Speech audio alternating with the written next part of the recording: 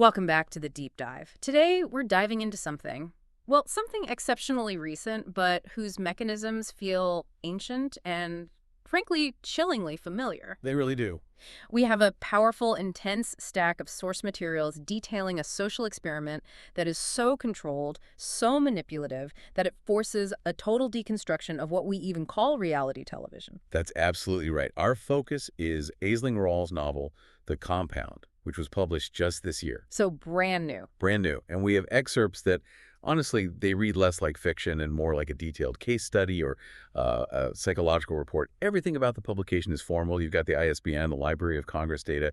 But the text itself is this horrific, brilliant confession from one of the participants. And our mission today is complex. We are going to be dissecting the architecture of this competition. We're tracing the journey of one participant, Lily, from that terrifying moment of arrival to her eventual and very costly victory. We are hunting for those nuggets of knowledge that reveal the psychological costs of being under constant observation and, crucially, living under a regime of manufactured scarcity. It truly is a masterclass in how to engineer dependency and conflict. And for the participants, the nightmare begins the second they open their eyes. Let's start right there with the arrival. Lily wakes up in this massive, isolated structure, smack in the middle of a brutal desert. Yeah. And the immediate sensory details the source provides are so jarring. You have these elements of extreme luxury, enormous dressing rooms, built-in storage, lighted mirrors, and yet there is this immediate sign of control, these small, black surveillance screens everywhere. It's the perfect unsettling contrast, isn't it? Yeah. The bedroom itself is clean, which implies that, okay, the bare minimum required for rest is provided. Right, they can sleep. They can sleep. But everything else is a deliberate mess. And I mean a deliberate mess. We're not talking about a little dust here. No. We have dirty kitchen floors, sauce splashes on the wall, and the overflowing bin smell of rotting meat. Rotting meat. Why that specific detail? I mean, why not just old pizza boxes or something? Because that smell establishes immediate disgust and a primitive, urgent need for cleanliness and control. It just heightens the urgency. This isn't just poor housekeeping. It's a structural lever. It's designed to establish immediate work and need. So the participants, Lily and Jacinta, they immediately have to step into this chaotic, unmanaged environment where order is something that must be fought for. Exactly. And the architecture supports this tension. They have these granite counters and industrial capacity appliances, suggesting they could feed dozens. But they're sweeping up dust with a table mat? A table mat. Because a simple dustpan or a Hoover is nowhere to be found. So it's this engineered scarcity? Precisely. They have the capacity for modern, efficient living washing machines, dishwashers, but they lack the basic tools of civility and order. That is the core of it. Providing industrial luxury but denying the simple necessary tools, thereby forcing the residents into this primitive state of frustration and ultimately dependency on future rewards. What's fascinating, too, is the sense that they are stepping into someone else's debris, fighting those greasy paper plates, the pizza boxes, and that half-eaten apple. It suggests the previous residents had just fled or, been removed quickly. That grounds the whole experience. It makes the participants realize they are merely actors in a continuous cycle, and whatever happened to the people who ate that apple, well, it could happen to them. So it forces them to clean. It forces them to clean, to prepare the stage for their own performance, realizing the system is bigger than they are. Now let's talk about the setting itself. The compound is described as an almost varied and brilliant oasis against the monotonous plains of the endless desert beyond. Its beauty as a psychological trap. It's a stunning visualization of the high cost of failure. Inside, they have lush gardens fed by an irrigation system, a pool, a tennis court, even if it lacks equipment. Right, no net, no rackets. Exactly. But outside, past a simple wooden fence, which is noted as an upgrade from previous barbed wire, is the punishing desert. The fence is almost purely symbolic, but it establishes the absolute, non-negotiable consequence of banishment. Failure means a slow, agonizing death. And that leads directly into the fundamental rule that dictates daily life, coupling. This isn't a secondary objective, is it? It is the mechanism of survival. It's the engine that drives the entire narrative. They must find a bedmate by sunrise or be banished. And the producers, in their infinite cruelty, have built in immediate structural vulnerability. There are 10 girls and 9 boys. That one missing boy changes everything. It does. As Jacinta immediately notes, whether we're here in the morning or not depends on if a boy likes us. That singular demographic imbalance introduces immediate high-stakes competition and fierce vulnerability among the girls, forcing them to prioritize desirability, status, and presentation over everything else, even before they know the boys' names. So once the girls, all 10 of them, eventually gather at that huge egg-shaped pool, the social structure begins to solidify. They are instantly looking for leadership. And Candace seizes it immediately. The source material paints a very specific portrait, a woman of some staggering beauty that the narrator, Lily, admits it drove people to madness with desire or with envy. Wow. She possesses an air of authority that the others unquestioningly submitted to. So hierarchy isn't established by physical strength or, intellectual capacity initially, but by aesthetic perceived power. Exactly. Candace doesn't have to fight for leadership. It's just given to her by the others' immediate recognition of her status. That's it. And the initial communal effort is all focused on preparation. They're sweeping up with those table mats, trying to solve the problem of the primitive lack of tools. Mia is the one who notes the difference. This house is massive and modern, yet they are living primitively. This preparation is key because it sets the stage for the girls' immediate shift in role. They spend time getting ready for the boys' eventual arrival, making sure they are presentable, if not glamorous, lest the boys find them hair uncombed and faces bare. Their identity shifts instantly to one of presentation and nurturing. And when the boys do arrive, after 3 days struggling in the desert, having lost one of their own, that role is cemented. The boys are exhausted, they're dirty, and yet universally described as beautiful. Right. We see the immediate need for care, and there's that great detail in the source material. One boy pouring the beans into his mouth like it was the final dribbles of milk in a cereal bowl. Yes, so visceral. And despite the girls being rested and showered, gazing at these dirty, exhausted men, the power dynamic is entirely with the men. The 10-to-9 ratio guarantees their position of choice. And the age range is pretty wide. It is, from their early 20s to early 30s, but their physical exhaustion only lasts a moment. The social dynamic has already been set. And once the basic need for food and rest is met, the competition mechanism kicks in. The big screen lights up, and the first communal task is revealed. And this task is deceptively mundane, but it's perfectly calculated for bonding and revealing vulnerability. Task. Every boy and girl must discuss their previous relationships. Reward. Outdoor seating. Outdoor seating. Why seating? Why not food or better beds? Because they have basic food and basic shelter, but they lack civility. They need comfortable places to gather outside because the ground is too hot. The rewards are never designed to save lives, at least not initially. They're designed to make the enforced living arrangements slightly more civilized, thereby reinforcing the value of the producer's control. So you must perform emotional vulnerability to gain basic comfort. Exactly. In this delivery method, the rewards coming through these underground vents that connect to the producer's base, it confirms what they already suspected. They're being watched, and their every action is dictating a material game controlled by an unseen entity. The reality is engineered. But the consequences, as we'll soon see, are horrifyingly real. Okay, so this is where things this is where they just start openly weaponizing attraction.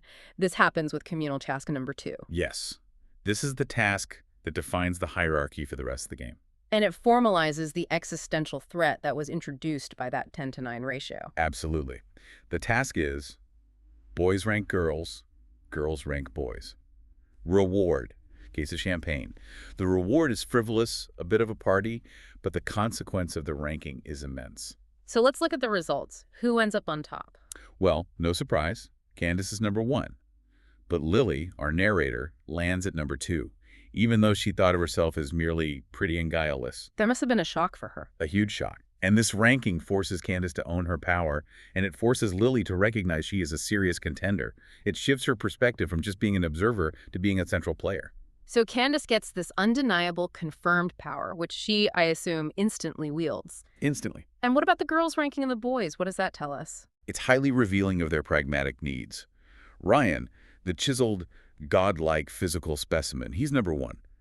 Pure aesthetic perfection dictates the top spot. Okay. But Andrew is number 2, and he's ranked primarily for his confidence. And crucially, Sam, the architect, is number 3, even though the text notes he is better looking than Andrew. So confidence trumps looks. It tells you that for the girls, surviving the night requires not just beauty, but assuredness and competence, which Andrew projects. And on the other end, Seb, who is ranked low at number 8, He immediately internalizes that rejection, and you see this visible resentment that later fuels his defiance. Now here is the crucial psychological detail that the source material provides: the contrasting reactions to the ranking. Yes, this is so important. The boys, having delivered their judgment, are talking and relaxed. They forget the list almost instantly. For them, it was just a moment for champagne. Exactly. But the girls devastated. They feel degraded, and they lose some crucial bit of power. They can't meet each other's eyes. Why the asymmetry, though? I mean, they both judged each other. Because for the girls, the ranking dictates their ability to survive the night. They are forced to internalize the external male gaze as an existential threat. For the boys, being judged simply confirms their desirability. They are the scarce resource, so even if they rank low, they still have a 90% chance of coupling up.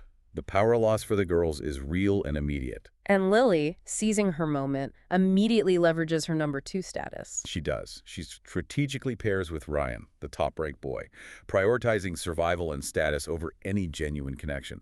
It's a purely calculated move. And what does Candace do? Candace, basking in her number 1 status, chooses Andrew, the number 2 boy, but she's so supremely confident she declares it's far too early to claim anybody. Her status, she believes, guarantees his commitment without any effort from her. She's selling this illusion of unattainable power. But the very next morning, the stakes are confirmed. They are. Melissa is gone. An empty bed proves that coupling is mandatory, and the desert is the consequence. This confirms the girls' immediate fear after the ranking. And this fear drives the next layer of manipulation: the introduction of the small, personalized screens and the personal tasks. Yes, this is the shadow economy of the compound. The tasks are ludicrously simple, but materially valuable, like tell someone in the compound a secret, reward a comb. Exactly. The goal is purely material. Gain anything that would make us more desirable or more comfortable. But the genius of the personal task system is the mandatory secrecy. Residents are forbidden from discussing their tasks. And this is where authenticity dies. It conceals whether a behavior is mandated or genuine. Like that infamous example referenced in the source, the girl who kissed a boy for a hairdryer. The audience knows she did it for the reward, but the boy thinks it's romance. It creates profound distrust and psychological ambiguity among the contestants. If Lily compliments you, is she being nice? Or is she earning a new pair of shoes? If Sam confides in you, is it a genuine connection? Or is he completing a task for a pillow? Every emotional interaction is now suspect, forcing them to always question the reality of their peers' intentions.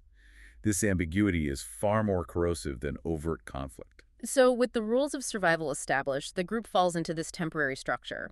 Andrew, taking on a project manager role, and Tom, the bodybuilder, they institute a strict daily schedule to complete all these communal tasks. Right, and this brings a brief period of organization. A facade of productivity. Yes, a facade. Yeah. They are completing 5 to 7 tasks daily, earning rewards like a shelving unit and a pool, net items of organizational and recreational utility. But beneath it, the relational currents are shifting dramatically. And nowhere is this shift more apparent than with Lily. She chose Ryan for status, right? But she quickly finds him lacking in substance. Aesthetically perfect, yes. But intellectually shallow. The source says he never seems to think too deeply about anything. The initial strategy of coupling for status quickly collides with the reality of boredom and loneliness. Her attention shifts entirely to Sam, the architect. She finds him intelligent, watchful, and real. So this is the critical internal struggle. The safe, beautiful choice, Ryan, versus the intellectually stimulating but maybe less conventionally dominant choice, Sam. And the moment where this intellectual shift turns visceral is the duck-killing incident. Resource scarcity means they have to hunt the ducks from the pond. A real turning point. It's a moment of profound psychological insight. Lily watches Sam calmly and clinically perform the killing, snapping their necks. Ryan and the others are repulsed, but Lily is drawn to it.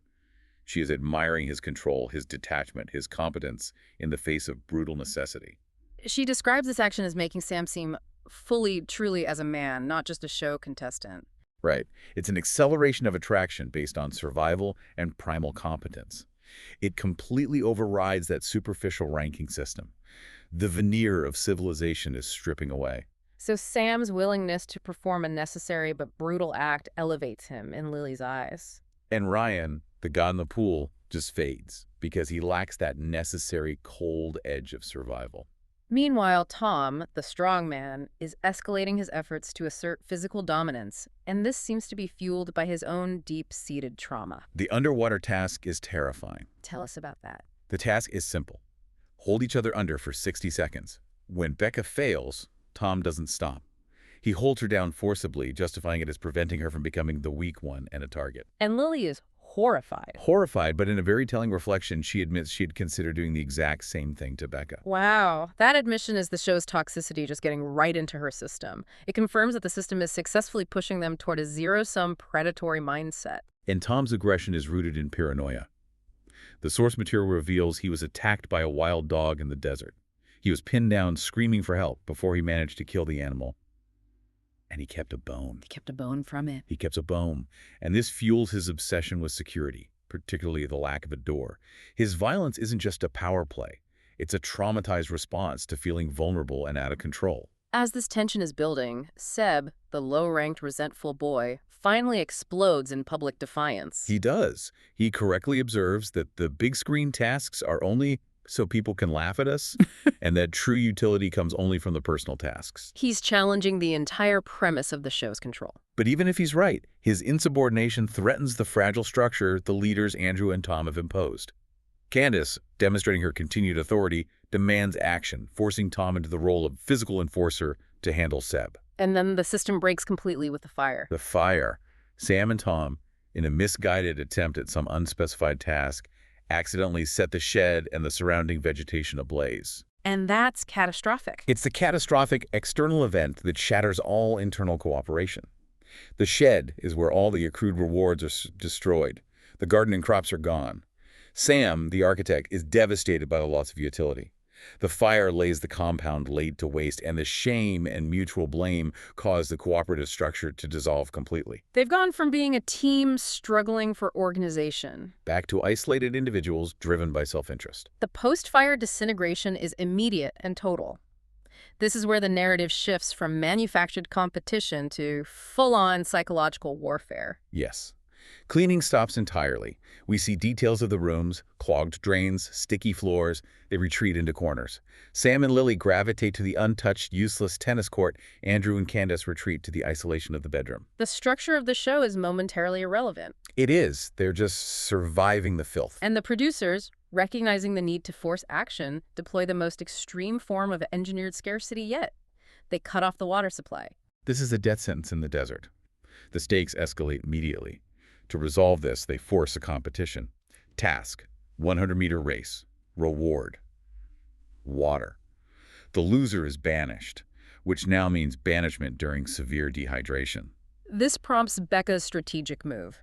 She reveals she stashed water in the maze, planning to wait out Andrew and Tom, hoping dehydration would force them to quit or race while severely weakened. It's a ruthless, tactical decision based on endurance, and Lily agrees to help her.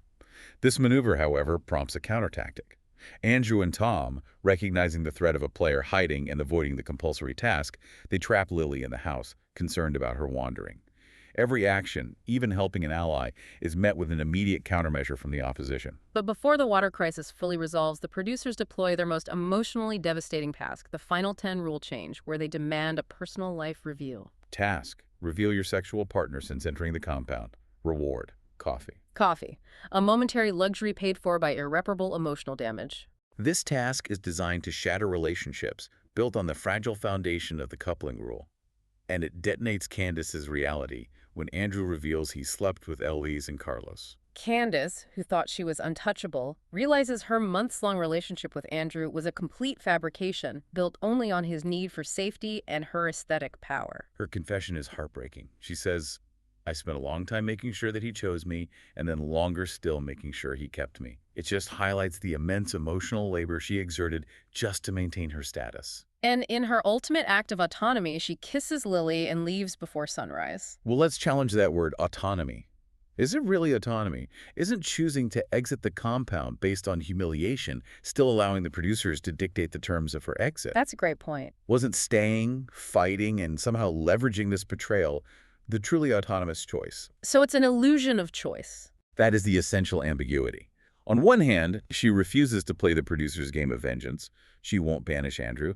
On the other, she is choosing pride over survival within the compound structure. It's perhaps the only moral choice left for her, but it still removes her from the game. It is nobility at the cost of victory. The ultimate beauty queen, the designated villain, is the only one who chooses dignity over the rules of the show. And while all this emotional drama is happening, the physical violence is escalating.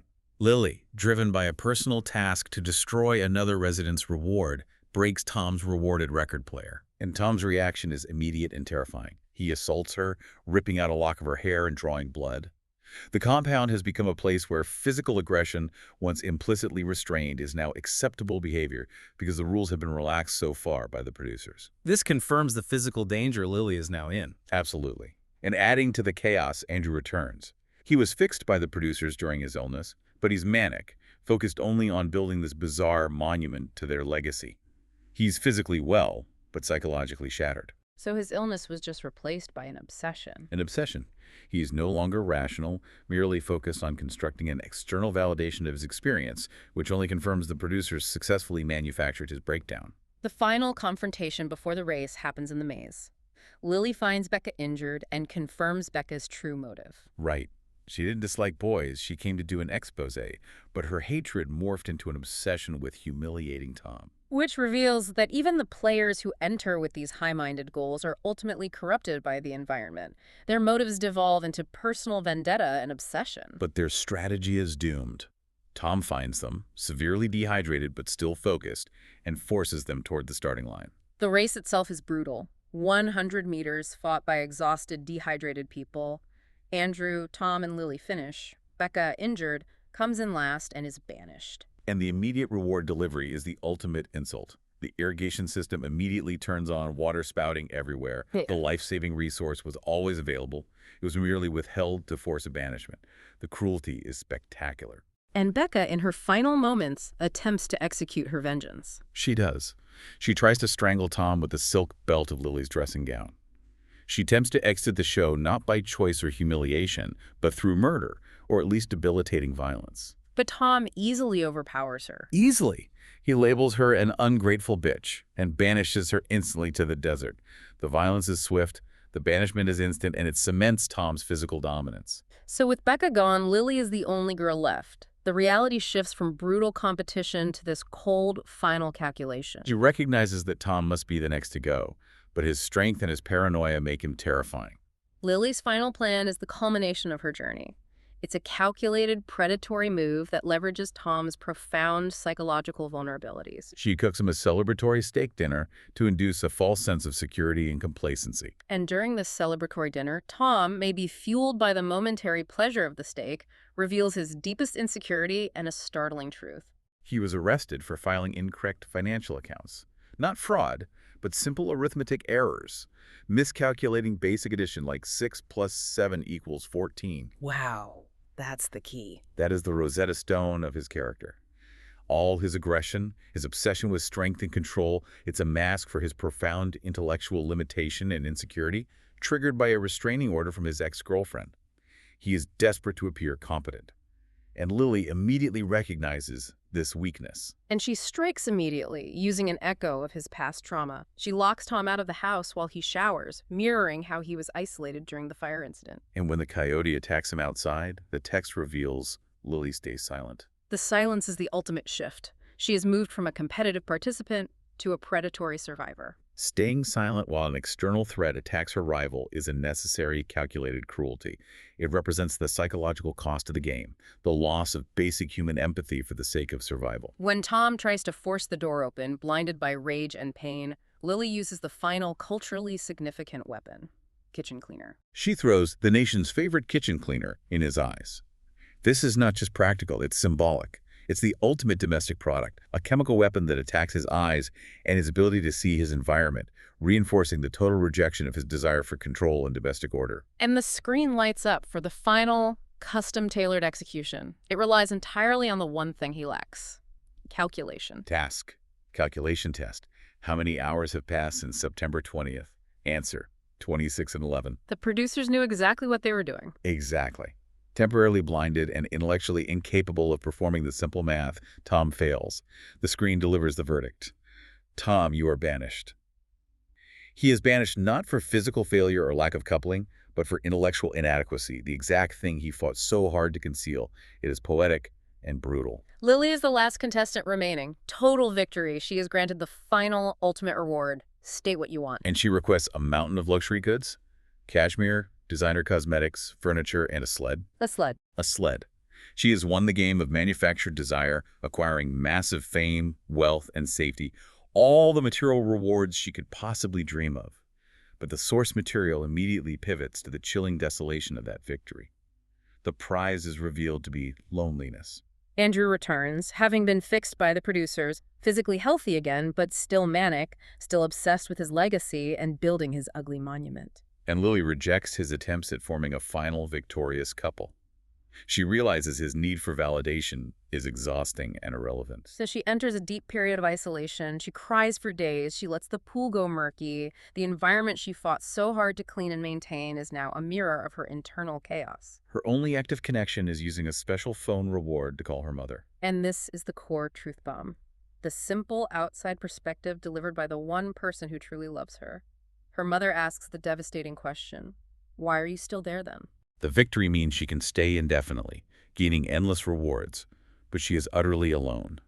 The mother's question implies that if you have won safety and comfort and yet you are crying constantly, the cost outweighs the prize.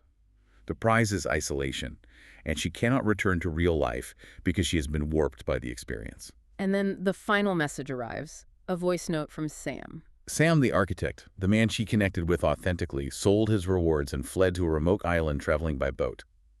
He describes feeling numb after leaving the compound, trying desperately to disconnect from the engineered reality that had polluted his mind. And he sends her his truth. Filtered through the manufactured medium of a producer-supplied voice note. I love you. What a profound moment of irony.